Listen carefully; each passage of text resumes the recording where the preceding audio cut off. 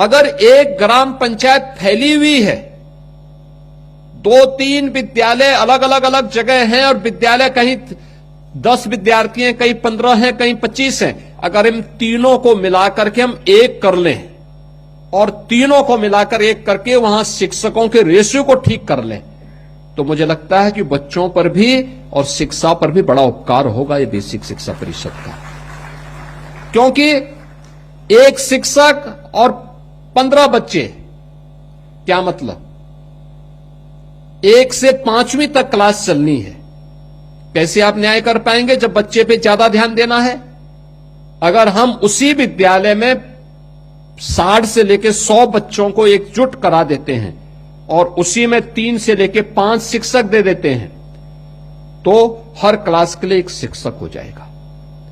अगर कभी किसी शिक्षक के घर में कोई कार्य पड़ा, एक नहीं भी आया, तो भी 4 शिक्षक उस विद्यालय को आसानी से चला सकते हैं।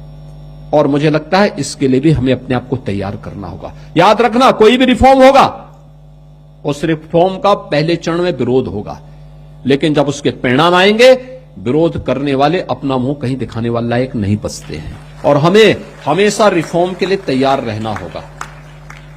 याद करना, जब भी रिफॉर्म होता है, इस रिफॉर्म का विरोध होता है।